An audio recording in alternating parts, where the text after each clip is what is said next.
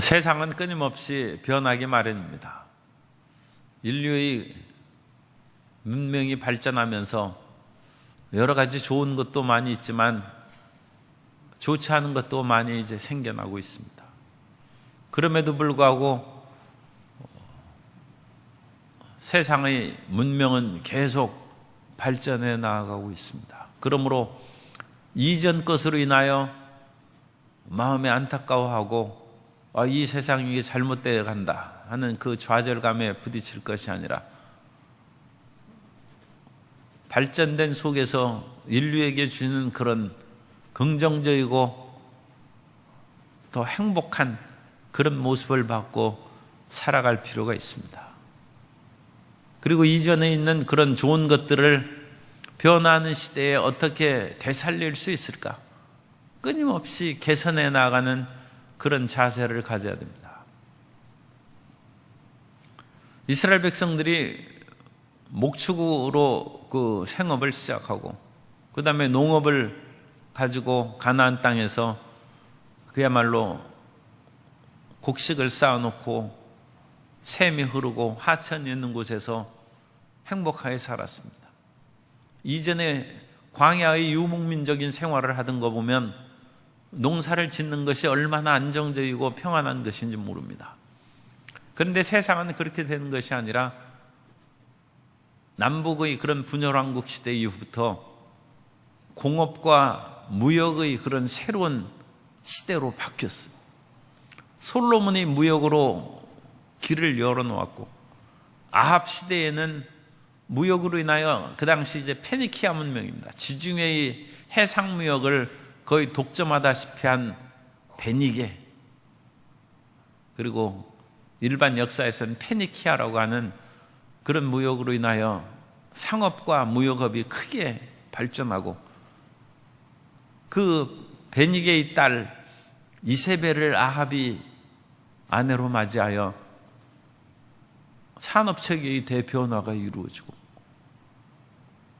아합이 죽은 후에 남북왕국은 또 국제의 그런 새로운 변화에 따라서 크게 번영해서 여로보암 2세와 우시아 왕 때에는 옛날의 다윗과 솔로몬 제국의 버금가는 번영을 이루었어요. 그런데 그 물질적인 번영은 물론 정신적인 그런 그 야훼 신앙에 대한 약화를 가져오기도 했죠. 왜냐하면 물질이 우상이 될 수도 있고 또 물질을 가져오는 바알과 또는 바알 멜카르트의 그런 우상이 들어오기도 했습니다. 그런데 그것 이외에도 물질이 모든 사람에게 똑같이 부여되는 것이 아니에요. 분배 문제가 되는 것입니다. 무역업을 하고 상업을 하는 사람들이 일반 농업 목축하는 사람들이 못합니다.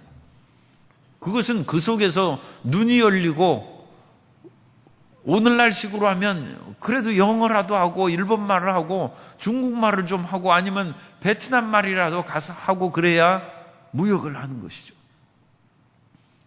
그러므로 부의 편중이 당연히 따라오는 것이고 그 물질은 시골에서는 별로 그 효과를 누리지 못합니다. 대도시가 형성이 되고 수많은 국제의 그런 무역업자들이 예루살렘과 항구의 대도시에 모여드는 것입니다. 상대적으로 시골과 농촌은 가난해지는 것입니다. 그리고 그러한 상황에서 시골 사람들이 그런 억울함과 고통을 대변해주는 그런 역할을 하는 사람도 있어야 될 거 아닙니까? 대부분의 변호사든 돈 많은 사람을 변호해 주죠. 그래가지고 이 변호사 수임료가 보통이 아니죠. 그래서 그야말로 아주 사회적으로 크게 활동한 그런 사람들을 변호사로 선임하면 상당히 죄가 감형되거나 무죄가 될 수 있는 그런 것들을 현실적으로도 봅니다. 그래서 부자의 대변자는 많이 있어요. 옛날부터 그렇습니다. 권력자의 대변인은 옛날부터 많은데 그 가운데 특별히 가난한 자, 시골 사람들의 대변인으로서 미가가 있다. 그렇게 생각하시면 됩니다. 그리고 이런 미가와 같은 힘들고 어려운 사람의 대언자는 이 세상에 그렇게 많지는 않습니다. 그 미가는 이제 이사야와 거의 동시대에 활동했습니다만 이사야는 그래도 왕족입니다. 그래서 이사야는 왕을 만나는 그런 이야기들이 나와 있는데 미가는 뭐 왕 근처도 가지 못하는 것이죠. 그들의 친구는 이제 미가의 친구는 농민과 이런 빈민들입니다. 미가는 미가 누구라는 뜻이에요. 미 히브리어로 가는 커 야훼 크라는 것은 like 뭐뭐처럼이라는 뜻입니다. 그래서 누가 야훼와 같은가라는 그런 이름을 담고 있습니다. 야훼 같은 분은 계시지 않다. 그래서 하나님처럼 위대하고 어무하신 분은 계시지 않고 뿐만 아니라 가난하고 시골에 약하고 힘든 사람들을 편들어주는 그런 하나님이 어디 있는가? 세상의 많은 우상 종교도 대부분 부자 편에 그래가지고 힘있고 강한 사람들을 그 용기를 주고 그들의 재물을 받고 살아가는 그런 것이 우상 종교입니다. 그런데 하나님 같은 분은 안 계시다. 하나님이 돌봐주신다는 것입니다. 그래서 목적은 부유한 계층의 사람들이 가난한 사람들을 상대적으로 돈이 많으니까 그 사람들이 그런 밭이나 그런 것을 헐값으로 사는 것이죠. 그리고 기근이나 또는 질병이나 개인적인 재앙으로 말미암아 농사를 짓지 못하고 그런 경우에는 그런 것들을 이제 그야말로 싼 값에 구입할 수 있는 그런 기회가 돼서 이미 아합 시대부터 이루어졌던 대토지 소유제가 시행되고 있습니다. 이사야에 있어서도 미가와 거의 동시대 이사야에 있어서도 그런 메시지가 나옵니다. 토지의 토지를 가옥의 가옥을 연하여 그 가운데 홀로 거하려 하는 자에게 화했을진저. 이미 대토지 소유자가 있고 그런 집들을 여러 채 가진 사람들이 많이 생기고 있습니다. 이게 참 희한한 2700년 전입니다. 2700년 전에 오늘날 현대 사회하고 그 얘기하는 거하고 비슷한 것이 나와 있는 거예요. 그 2700년 그 아득한 옛날입니까? 아닙니까? 그런데도 불구하고 이런 사회의 구조나 그런 것이 별로 바뀌지를 않았어요. 그런데 여러 가지 이제 구체적인 그런 그 품목이라든지 그 거래의 그런 관계는 바뀌었죠. 그러나 근본적인 그런 인간의 그런 욕심이나 또는 착취 수탈이라든지 하는 것은 뭐 똑같은 것 같습니다. 그래서 내용을 살펴보면 미가서는 너희는 들을지어다 라는 그 표시어가 1장 2절 6장 1절에 그렇게 나옵니다. 그래서 들으라는 것입니다. 들으라. 그래서 이 1장과 6장을 중심으로 해서 미가서는 크게 두 부분으로 나누어진 것입니다. 들으라. 무엇을 듣는가? 그래서 들으라는 그 말씀은 그 잘못된 죄악을 듣고 그 죄악을 돌이켜서 하나님의 구원과 은혜를 또한 들으라는 것입니다. 그래서 심판과 구원의 그런 두 부분으로 또 나누어진 거예요. 그래서 1장부터 6장 1절이니까 그 5장까지 그 부분은 잘못한 것에 대한 심판, 그럼에도 불구하고 하나님께서 구원하신 내용, 그렇게 두 부분으로 나누고 6장 1절 이후에도 하나님의 심판과 그 다음에 구원하시는 그런 내용으로 나누어져서 작게 얘기하면 이 너희는 들을지어다는 표시어를 통해서 두 부분으로 미가서가 구분되고 더 세분하면 심판 구원 해서 네 가지 그 부분으로 그와 같이 미가서가 나눠져 있습니다. 그래서 첫 번째 너희는 들을지어다 하는 것은 도시의 그런 그 부패와 죄악상 그리고 그 도시에 있는 지도자들의 잘못에 대해서 미가가 신랄하게 책망하고 있습니다. 그리고 그와 같은 신랄한 책망은 곧 이어서 있을 아시리아의 그런 침공이 있습니다. 이미 미가 시대에 북왕국은 멸망합니다. 미가가 사역을 시작한 후에 얼마 있지 않아서 북왕국은 아수르에서 멸망하고, 그 아수르의 그 세력이 점차 남하해서 유다에게도 큰 영향을 끼치는데, 그 아수르의 세력으로 말미암아 히스기야가 끈질기게 저항한 내용을 이제 히스기야 시대에 볼 수 있어요. 그런 시대에 이사야도 살았고 미가도 살았습니다. 그래서 하나님께서 왜 아수르를 통해서 우리 민족을 괴롭게 하는가? 그것은 너희 속에 그와 같은 부패가 있고 탐욕이 있고 가난하고 시골 사람들을 압제했기 때문이라는 그러한 미가서의 메시지가 담겨 있는 것입니다. 그러므로 우리는 외부적인 그런 고통과 압제, 그것만을 크게 생각하는 경우가 있는데, 그런 것이 있을 때 우리 마음을 돌이켜서 우리 마음을 더욱더 거룩하게 하고 하나님의 뜻대로 살아가려는 마음으로 돌이키는 그것이 사실은 더 중요합니다. 외부적인 것은 끊임없이 변화되기 마련이고, 여름이 오면 가을이 오고 가을이 오면 겨울이 오고, 영원히 겨울이 되겠습니까? 다시 봄이 오고 여름이 오고, 세상의 외부적인 것은 그렇게 변화되는 것입니다.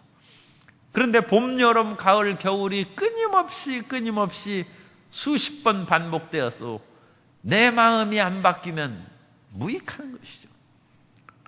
끊임없이 세상은 여름과 겨울이 지나면서 바위도 부서지고 강물의 흐름도 변화되는데, 내 마음의 잘못된 것은 변하지 않는다면 그것만큼 참 불행한 것이 어디 있습니까? 그러니까 세상 변하는 거 가지고 너무 탄식할 필요가 없고, 주여 내 마음의 죄악이 시절이 세상이 지나가면서 변화되고 있음을 감사합니다. 그 마음이 기도가 나와야죠. 세상은 많이 변해도 내 마음은 여전히 내 중심으로 탐욕으로 그렇게 살아간다면 그건 헛사는 것이죠. 그래서 중요한 것은 사실 외부적인 것이 아니라 우리 마음인데, 어쨌든 이 미가서 1장부터 3장 1장 1절부터 3장 12절까지는 이 도시의 그런 죄악상에 대해서 얘기를 합니다. 그래서 미가서 2장 1절 이하에 보면, 그들이 침상에서 죄를 꾀하며 악을 꾸미고 날이 밝으면 그 손에 힘이 있으므로 그것을 행하는 자는 화했을진저, 밭들을 탐하여 빼앗고 집들을 탐하여 차지하니 그들이 남자와 그의 집과 사람과 그의 산업을 강탈하도다. 그래서 힘있고 강한 도시 사람들이 시골의 그런 논과 밭을 싹 산다는 거예요. 제가 몇 년 전에 착각한 것이 있어요. 그래가지고 이 광주에 와서 이렇게 보니까 이 집값이 오르는 거예요. 그래가지고 일단 서울에서 만난 사람들 보고 광주에 집을 사놓으라고, 집값이 오르니까 그렇게 집을 사놓으라고 했어요. 그리고 나서 다음에 집값이 오른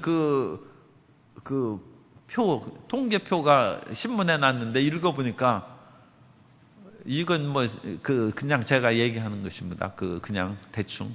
광주는 10% 올랐는데, 아니, 다른 도시는 15%가 올랐어요. 그래가지고 내가 이게 참 큰 실수를 했구나. 여기 사놓으면 5% 손해. 이런 일이 있을 수 있어요. 그러니까 이 대도시 살려면, 그러니까 대도시 더 큰, 그러니까 그냥 서울 사놓는 것이 훨씬 낫다는 거예요. 그러면 여기는 5% 오르면 거기는 8% 오른다. 3% 이익이죠. 그러면 그만큼 3% 여기는 상대적으로 손해보는 거예요. 자꾸 가난해지는. 그러니까 도시에 있는 사람들이 시골의 전답을 그야말로 휩쓸어 버려서 다 사는 거예요. 그래가지고 땅값 오르면 그것으로 인하여 되팔거나 모여가지고 그 부가 계속 가진 사람들에게 휩쓸려 들어가는 것입니다. 그런데 그것이 2700년 전에 미가서에도 이루어진다는 거예요. 어떻게 돈을 벌까 해가지고 그것을 생각하고 힘이 있으므로 그것을 시행하는 그런 사람들. 그런데 화했을진저라고 했어요. 예루살렘도 이제 가장 도시 중에 도시가 이제 예루살렘이니까 미가서 3장 9절 이하에 보면 야곱 족속의 우두머리들과 이스라엘 족속의 통치자들 곧 정의를 미워하고 정직한 것을 굽게 하는 자들아 원하노니 이 말을 들을지어다. 시온을 피로 예루살렘을 죄악으로 건축하는도다. 시온과 예루살렘은 같은 말이니까 두 번 반복해서 이 예루살렘을 심판하는 메시지입니다. 시온을 피로 예루살렘을 죄악으로 건축한다. 그 도시 건축이 시골 사람들이 피땀을 끌어모아가지고 건축하는 것이다. 이제 그런 얘기입니다. 우리나라도 그 산업 발전한 시대에는 시골에서 수많은 사람들이 올라와가지고 청계천이나 공장지대에서 그렇게 일하면서 그야말로 값싼 임금에 그렇게 노동을 했어요. 얼마 전에는 그런 모 방직 그런 회사에서 이제 최저임금이 오르니까 더 이상 버티기가 어려워서 다른 나라로 간다는 그런 얘기가 있었어요. 그런데 이 방직 공장이라든지 봉제 공장이라든지 그런 옷을 다루는 그런 옷감을 다루는 것이 굉장히 열악합니다. 열악하고. 그런데 그것이 또 상품화되면 굉장히 또 비싼 값이에요. 고대 세계에서도 중국에서 시골에서 누에를 쳐가지고 양잠을 하고 비단실을 만든 것은 얼마나 열악한지 몰라요. 그런데 그것이 만들어서 그야말로 찬란한 비단을 만들면 그 비단을 로마에서는 황금값하고 황금의 무게하고 비단의 무게를 같이 달아서 팔았다고 합니다. 어마어마한 부를 누리는 거예요. 그러니까 실제 현장에서 일하는 사람은 처참하게 생활하는데 그것을 무역업을 통해서 돈을 번 사람들은 그야말로 돈방석 위에서 금과 은이 물밀듯이 들어오는 것이죠. 그래서 그와 같은 상대적으로 시골과 농촌 출신들의 어려움 그에 반해서 도시의 지도자들 또는 도시의 그런 사업하는 사람들의 풍요함 그것을 미가서에서도 그것을 책망하고 있는 것입니다. 그리고 이와 같은 일을 행하는 것을 미가서 3장 2절 이하에 보면 너희가 선을 미워하고 악을 기뻐하며 내 백성의 가죽을 벗기고 그 뼈에서 살을 뜯어 그들의 살을 먹으며 그 가죽을 벗기며 그 뼈를 꺾어 다지기를 냄비와 솥 가운데에 담을 고기처럼 하는도다.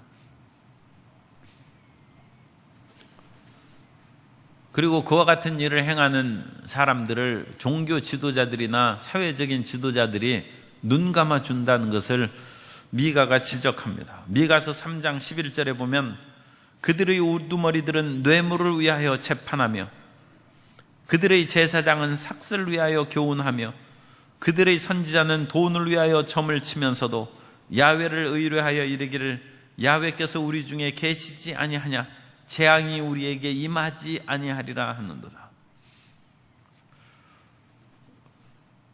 2700년 전에 그 부가 편중되면 얼마나 편중되겠습니까? 그 당시 오늘날 옛날 예루살렘 도시가 보면 그건 몇만 명밖에 못 사는 도시예요. 그럼 몇만 명 도시가 그게 도시입니까? 오늘날은 수백만, 천만, 2천만을 하는 그런 메가시티가 출현하는 그런 현대인데 몇만 명. 그런데 시골에서는 몇십 명, 몇백 명이 사니까 그런 사람들이 몇만 명 사는 예루살렘에 와보는 눈이 휘둥그레지는 거예요. 아니, 이 세상에 이런 크고 화려한 도시가 있나. 그런데 그런 도시에서 그런 사는 사람들이 시골에 있는 사람들을 억압하고 재물을 뺏고 하는 그런 것이나, 오늘날 수십만 사는 그런 시골 마을에서 수백만 사는 도시에 휩쓸려 들어가는 것이나, 규모는 다르지만 똑같은 것이 이루어진다. 그리고 미가서의 메시지가 2700년 전에 나왔으면 좀 세상이 바뀌어야 되는데, 이게 바뀌지 아니하고 같은 일을 반복한다는 것이, 그것이 참 우리의 부끄러움이고, 하나님의 메시지가 모든 심령에 올바르게 심어지지 못한 그런 안타까움, 그런 것들이 반복되고 있다. 그러므로 이런 일이 계속 이루어지는 것은 앞으로 도시화는 계속 이루어집니다. 도시 문명은 더 발달할 것입니다. 그런 속에서 올바른 분배와 힘들고 어려운 사람들에 대한 사랑과 긍휼의 마음으로 끊임없이 그것을 되돌려주는 그러한 사회적인 제도의 개선과 보장이 이루어지지 않으면 더 어떤 시대로 들어갈지 모르죠. 그래서 그런 제도적인 그런 장치가 속히 이루어지는 것이 필요합니다. 이런 그 도시의 잘못과 지도자들의 잘못에 대해서 그 후반부는 이런 심판이 하나님께서 있지만 구원의 은혜도 다시 나타난다. 그래서 현실이 아무리 어둡고 암담할지라도 미가서 4장 2절에 보면 곧 많은 이방 사람들이 가며 이르기를, 오라 우리가 야훼의 산에 올라가서 야곱의 하나님의 전에 이르자. 그가 그의 도를 가지고 우리에게 가르치실 것이니라. 우리가 그의 길로 행하리라 하리니, 이는 율법이 시온에서부터 나올 것이요 야훼의 말씀이 예루살렘에서부터 나올 것입니다. 이것은 앞에서 시온을 피로 예루살렘을 죄악으로 건축한다는 심판의 메시지하고 반대로 구원의 메시지가 율법이 시온에서 야훼의 말씀이 예루살렘, 이것으로 바뀐 거예요. 그러면 구원의 길은 하나님의 말씀으로 이 대도시의 잘못된 것을 뒤바꾸는 거예요. 용서와 사랑으로 바꾸는 것이고, 탐욕을 버리고 우리가 자기 가진 것으로 만족할 뿐만 아니라 서로 돕고 살아가는 그러한 새로운 주님께서 가르쳐 주신 산상수훈의 말씀과 성경의 기본 정신, 쉽게 얘기하면 하나님 사랑과 이웃 사랑인데, 그 마음으로 그것을 끊임없이 완화시키고 그것을 뒤바뀌지 않으면 부는 부대로, 가난한 사람은 가난한 대로, 권력자는 더욱 권력자로, 없는 사람은 더 없는 새로 해서 이 격차가 심해지면 그건 어마어마한 재앙이 따르는 것이죠. 그것을 보완하고 서로 살아갈 수 있는 길을 열어야 되는데, 시온을 피로 건설하는 것이 아니라 시온에서 말씀이 나와야 되고 예루살렘에서 하나님의 말씀이 나온다. 그런 상황으로 뒤바꿔가는 것이 이제 새로운 살 길이다. 그리고 메시아가 예루살렘이 아닌 시골 베들레헴에서 출현합니다. 미가서 5장 2절, 베들레헴 에브라다야, 너는 유다 족속 중에 작을지라도 이스라엘을 다스릴 자가 내게서 내게로 나올 것이라. 그의 근본은 상고의 영혼에 있느니라. 그래서 가난하고 힘든 사람을 돌보아주는 그리스도가 오신다. 이것은 우리가 예수님이 오시는 것에 대해서 직접적으로 적용을 시키면, 주님께서는 정말로 가난하고 힘들고 어려운 가운데 갈릴리 나사렛에서 출현하셔서 우리를 구원하셨습니다. 그래서 그리스도 예수는 권력과 이 세상의 부귀영화 상관없이 모든 힘들고 어려운 사람을 대언하고 죄악 중에 있는 사람을 구원하시기 위해서 오신 것입니다. 그런데 또 한편으로는 힘들고 어려운 그런 사람들이 고통과 가난한 사람을 대변할 수 있다는 거예요. 그래서 그런 힘들고 어려운 사람을 더 많이 지지해서 선거에서 당선되고 그럴 수도 몰라요. 왜냐하면 그런 사람들이 가난한 사람을 옹호하고 대언해 주기 때문에. 그래서 그런 사람들이 오히려 인기 있고 더 존경을 받을 수 있습니다. 그런 현대 시대에 있어서 힘들고 약자의 대언자가 중요한 역할을 하는 그 메시지로도 볼 수 있습니다. 6장부터 이제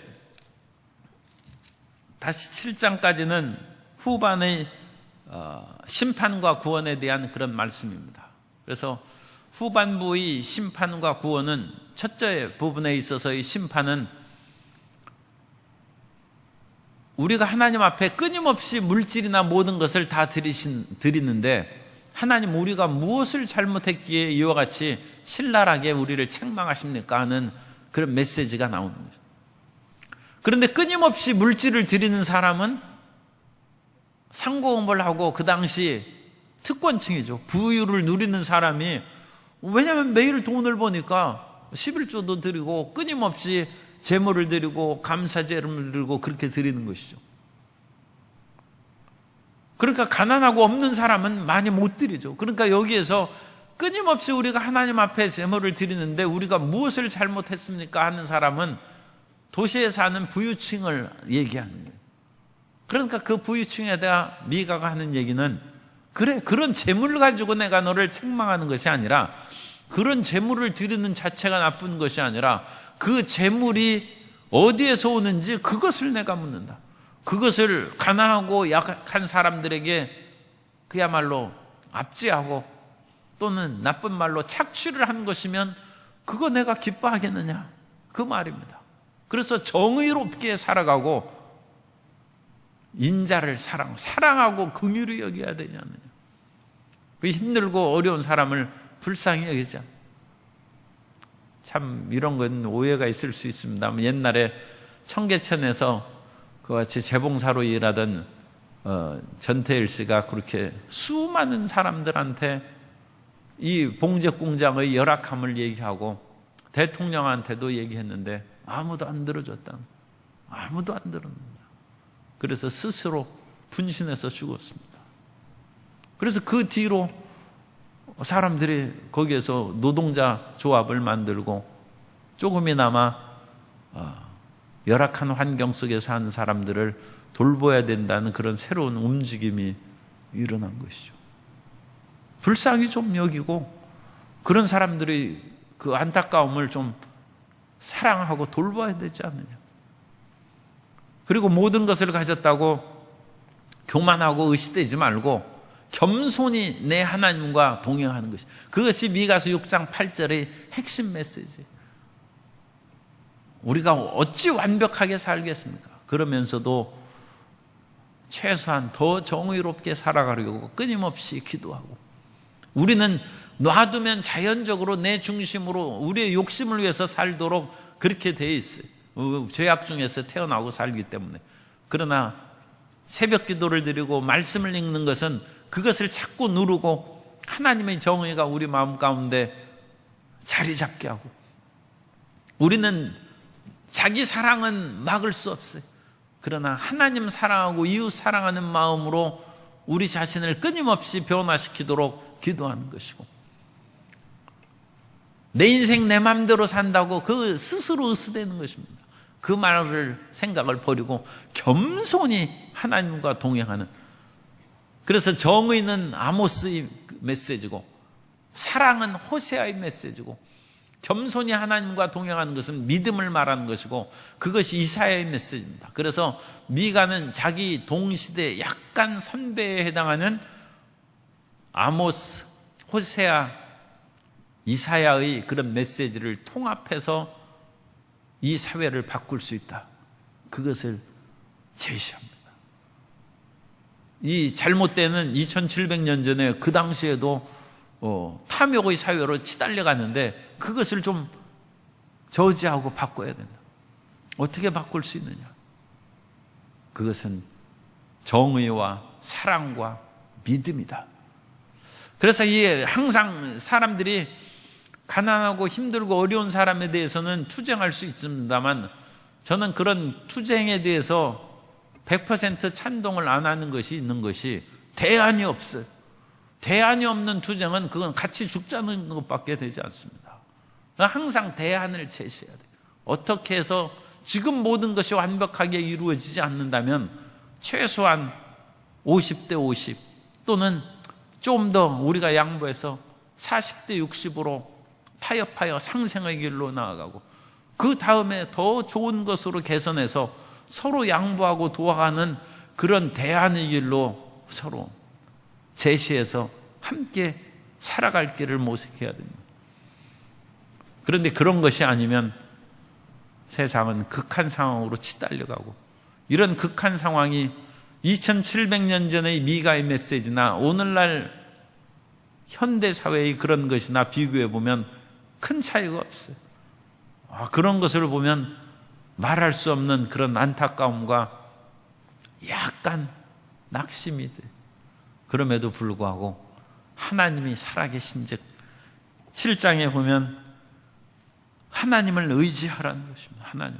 그래서 하나님을 의지하면 주님께서 새 날을 만드실 것이고, 미가서 7장 18절입니다. 미가서 7장 18절에 보면 우리 다 같이 읽습니다. 주와 같은 신이 어디 있으리이까? 주께서는 죄인과 그 기업의 남은 자의 허물을 사유하시며 인애를 기뻐하심으로 진노를 오래 품지 아니하시나이다. 그래서 하나님이 이끌어 가신다. 결국은 인생에게 소망을 둘 수는 없고 하나님께서 그의 신실한 일꾼들을 통해서 하나님의 평화와 사랑과 인자하심으로 이 세상을 이끌어갈 줄 믿습니다.